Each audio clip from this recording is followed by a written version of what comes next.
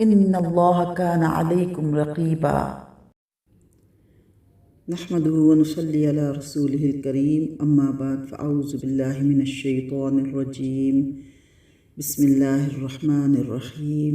رب اشرح لي صدري ويسر لي أمري واحلل عقدة من لساني يفقهوا قولي وَلَقَدْ أَخَذَ اللَّهُ مِيثَاقَ بَنِي إِسْرَائِيل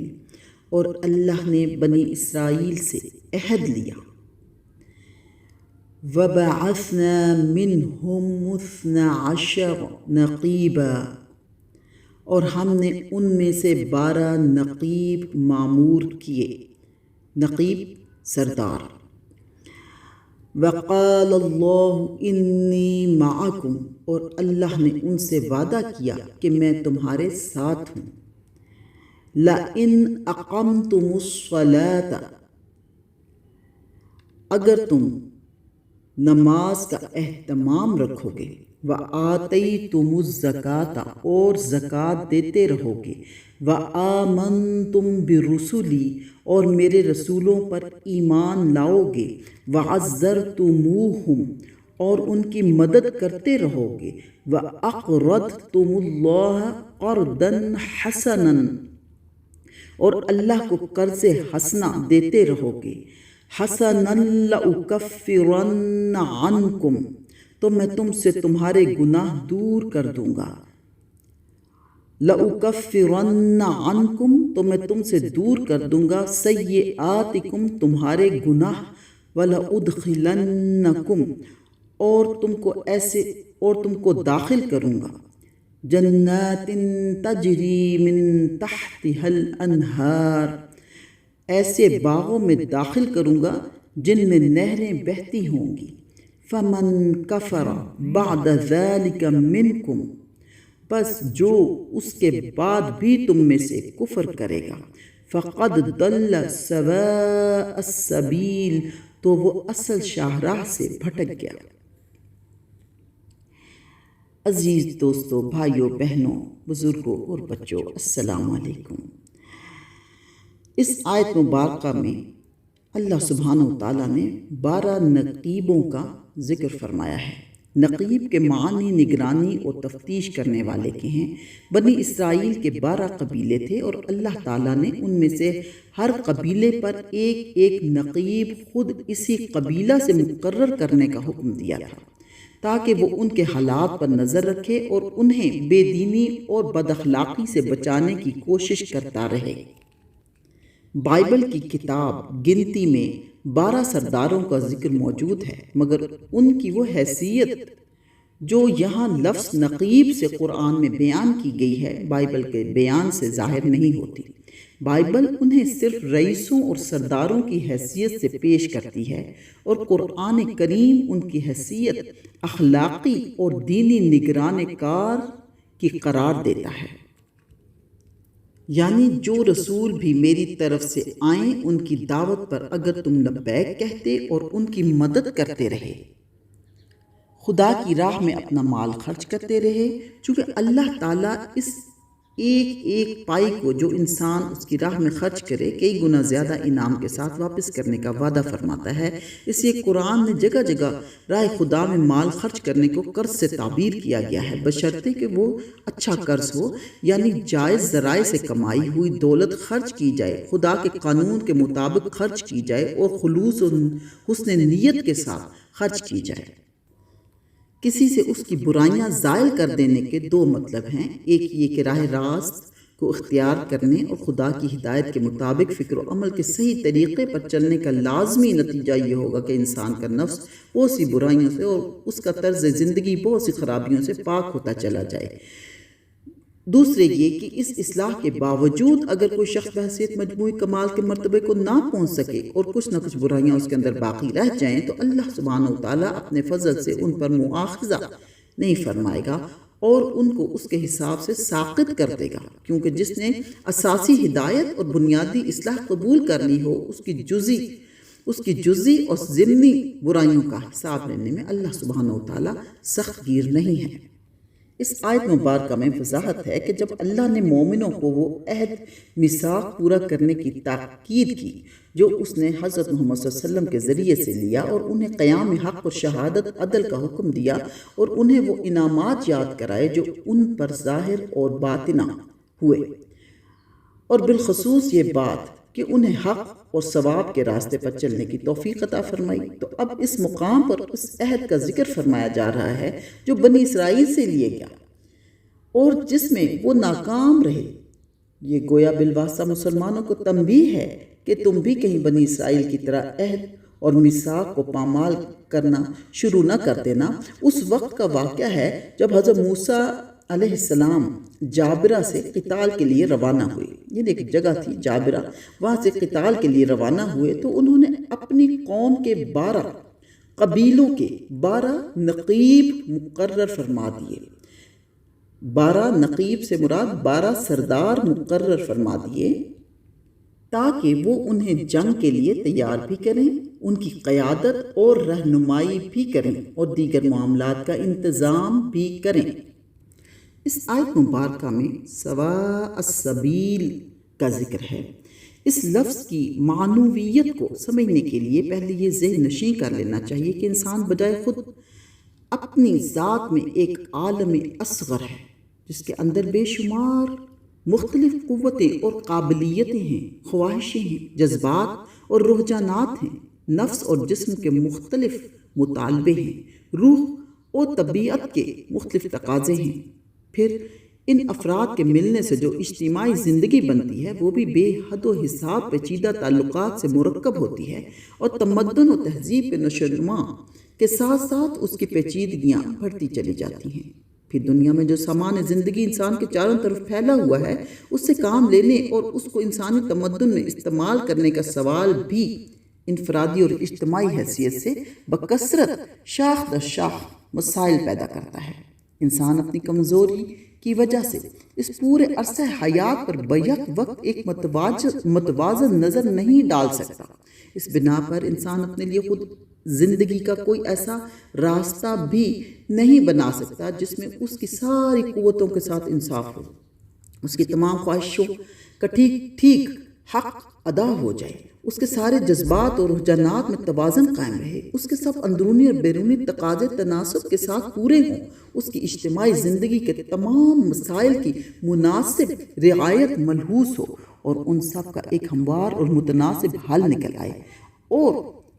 مادی اشیاء کو بھی شخصی اور تمدنی زندگی میں عدل، انصاف اور حق شناسی کے ساتھ استعمال کیا جاتا رہے۔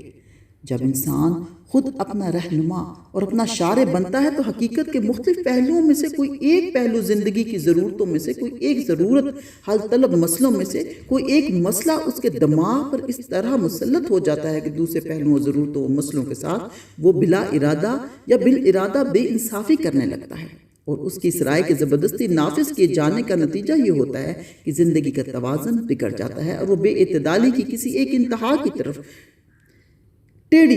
چلنے لگتی ہے۔ پھر جب یہ ٹیڑھی چال اپنے آخری حدود پر پہنچتے پہنچتے انسان کے لیے ناقابل برداشت ہو جاتی ہے، تو وہ پہلو اور وہ ضروریات اور وہ مسائل جن کے ساتھ بے انصافی ہوئی تھی بغاوت شروع کر دیتے ہیں اور زور لگانا شروع کر دیتے ہیں کہ ان کے ساتھ انصاف ہو،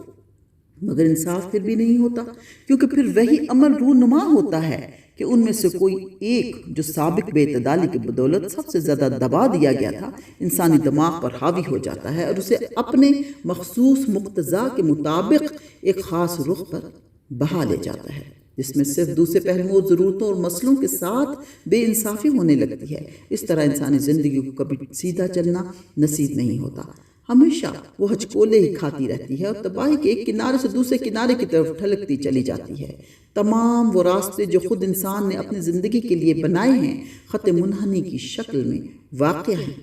غلط سمت سے چلتے ہیں اور غلط سمت پر ختم ہو کر پھر کسی دوسری غلط سمت کی طرف مڑ جاتے ہیں۔ قرآن حکیم سواء السبیل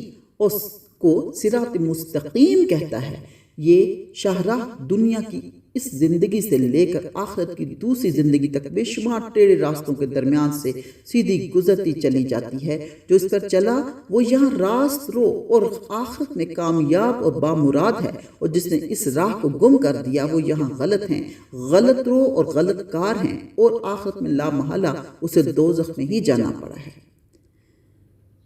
کیونکہ زندگی کے تمام ٹیڑھے راستے دوزخ ہی کی طرف جاتے ہیں۔ فَبِمَا نَقْضِهِمْ مِيثَاقَهُمْ لَعَنَّاهُمْ وَجَعَلْنَا قُلُوبَهُمْ قَاسِيَةً، پس ان کے اپنے عہد کو توڑ دینے کے سبب سے ہم نے ان پر لعنت کر دی اور ان کے دلوں کو سخت کر دیا۔ قُلُوبَهُمْ قَاسِيَةً، اور ان کے دلوں کو سخت کر دیا۔ یحرفون الکلم عن مواضعہ، وہ کلام کو اس کے موقع اور محل سے ہٹاتے ہیں۔ وَنَسُوا حَظًّا مِّمَّا ذُكِّرُوا بِهِ، اور جس چیز کے ذریعے سے ان کو یاد دہانی کی گئی تھی اس کا ایک حصہ وہ بھلا بیٹھے۔ وَلَا تَزَالُ تَطَّلِعُ عَلَى خَائِنَةٍ مِّنْهُمْ، اور تم برابر ان کی کسی نہ کسی خیانت سے آگاہ ہوتے رہو گے۔ إِلَّا قَلِيلًا مِّنْهُمْ، بس تھوڑے سے ان میں سے الگ ہیں۔ فَاعْفُ عَنْهُمْ وَاصْفَحْ، پس ان کو معاف کرو اور ان سے درگزر کرو۔ ان اللہ یحب المحسنین، بے شک اللہ احسان کرنے والوں کو پسند کرتا ہے۔ اس آیت مبارکہ میں وضاحت ہے کہ یہود اور نصارہ کو کلام الہی کو فراموش کرنے پر کیا کیا سزائیں ملی، یعنی اتنے انتظامات، عہد اور مواعید کے باوجود بنی اسرائیل نے عہد شکنی کی، جس کی بنا پر کہ وہ لعنت الہی کے موجب بنے۔ اس لعنت کے دنیاوی نتائج یہ سامنے آئے کہ ایک تو ان کے دل سخت کر دیے گئے، جس سے ان کے دل اثر پذیری سے محروم ہو گئے، یعنی کہ کوئی اچھی بات ان کے دل پر کسی طور بھی اثر نہیں کرتی تھی، اور انبیاء کے وعظ اور نصیحت ان کے لیے بیکار ہو کر رہ گئے تھے۔ دوسرے یہ کہ وہ کلمات الہی میں تحریف کرنے لگے، اس طرح اپنی بدعلت، خود ساختہ مضغومات اور اپنی تعویلات باطلہ کے اس بات کے لیے کلام الہی میں تحریف کر ڈالتے ہیں۔ عزیزان گرامی، یہ تیسرا نتیجہ ہے، اور اس کا مطلب یہ ہے کہ احکام الہی پر عمل کرنے میں انہیں کوئی رغبت اور دلچسپی نہیں رہی، بلکہ ایک عملی اور بد عملی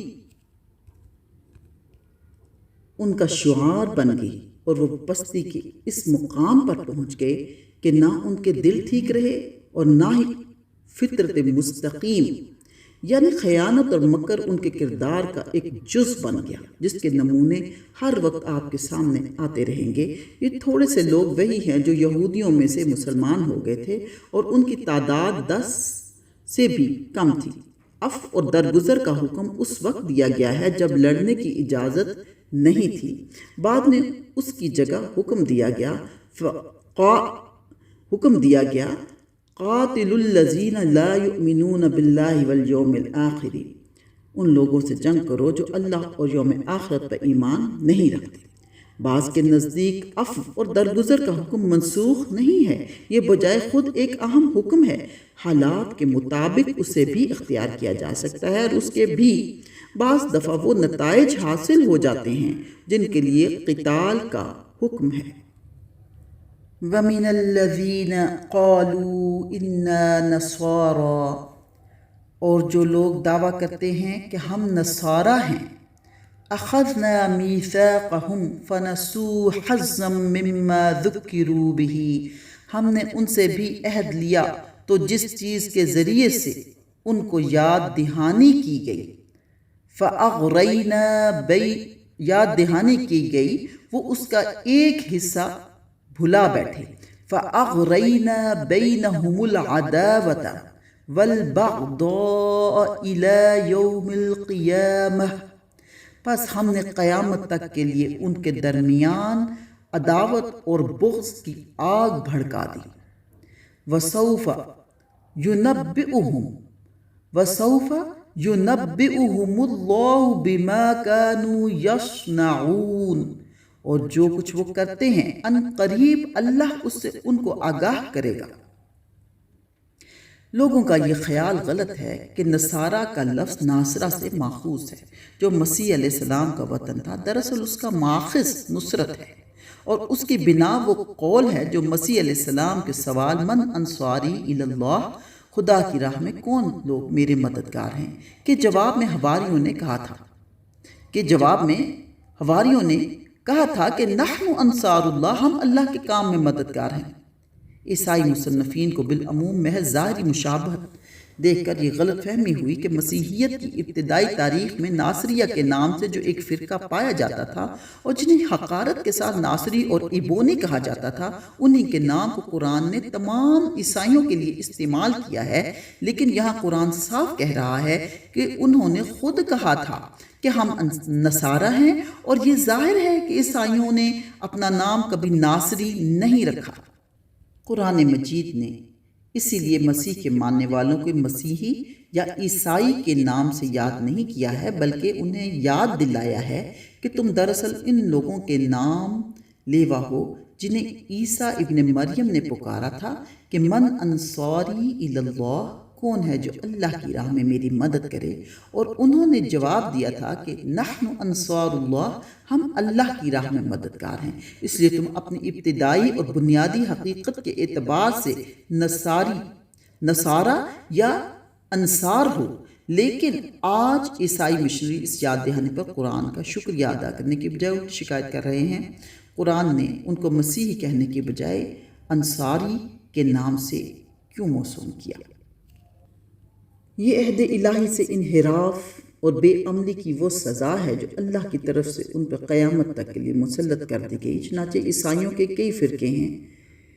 جو ایک دوسرے سے شدید نفرت اور عناد رکھتے ہیں، اور ایک دوسرے کی تکفیر کرتے ہیں، اور ایک دوسرے کی عبادت گاہ میں عبادت نہیں کرتے۔ اللہ سبحانہ و تعالیٰ مسلمانوں کو تنبیہ کرتے ہیں پوری امت مسلمہ کو کئی فرقوں میں بٹنے اور آپس میں اختلافات سے اور نفرت اور دشمنی کے جذبات رکھنے سے اللہ تعالیٰ منع فرما رہے ہیں۔ صدق اللہ العظیم۔